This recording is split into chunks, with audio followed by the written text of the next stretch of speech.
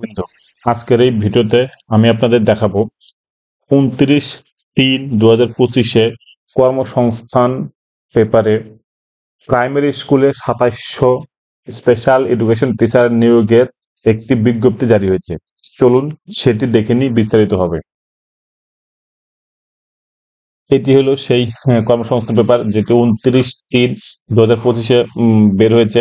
কি বলেছে যে রাজ্যের প্রাইমারি স্কুলে স্পেশাল এডুকেশন টিচার পদে প্রায় 2700 শিক্ষক শিক্ষিকা নিয়োগ করতে চলেছে রাজ্য সরকার। 18 মার্চ স্কুল শিক্ষা দপ্তর এক গেজেট বিজ্ঞপ্তি যার number WB part 1 2025 SAR 128 register number WBSC 247 প্রকাশ করে এই নিয়োগের বিষয়ে বিস্তারিত জানিয়েছে। বিশেষভাবে চাহিদা সম্পন্ন শিশুদের পড়ানোর জন্য স্পেশাল এডুকেশন টিচার হিসেবে প্রার্থী নিয়োগ করা হবে। এতদিন পর্যন্ত স্পেশাল এডুকেটর পদে নিয়োগ হতো চুক্তিতে। এবার থেকে সংশ্লিষ্ট জেলার district primary school council, Kolkata primary school council ও শিলিগুড়ি প্রাইমারি স্কুল কাউন্সিলের মাধ্যমে এই পদে নিয়োগ করা হবে। নিয়োগের দায়িত্বে থাকবে পশ্চিমবঙ্গ প্রাথমিক শিক্ষা পর্ষদ।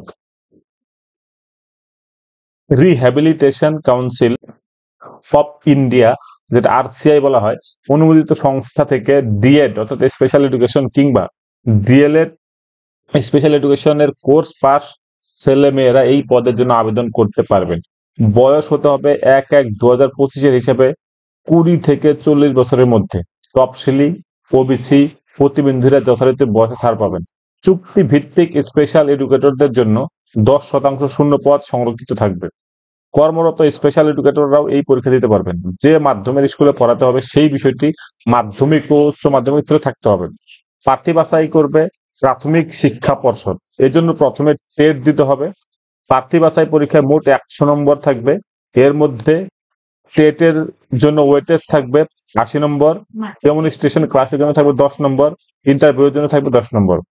টেট হবে NCTE এর নিয়ম অনুসারে OMR শিটে।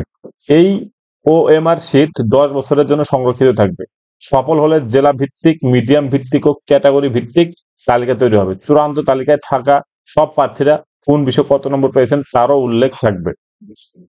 এবার দেখা যাক কবে নোটিফিকেশন জারি হয়, যে কবে থেকে অনলাইনে অ্যাপ্লাই শুরু, বা কি কি নম্বর থাকবে, বা কিভাবে কত টাকা ফিস নেওয়া হবে, সমস্ত কিছু যখন বেরোবে তখন অবশ্যই আপনাদেরকে আমি জানাবো। তো তার আগে বলে রাখি, আপনারা অবশ্যই চ্যানেলটিকে সাবস্ক্রাইব করে রাখবেন। যখন বিজ্ঞপ্তি বেরোবে অবশ্যই আপনার এই চ্যানেলের মাধ্যমে আপনারা জানতে পারবেন।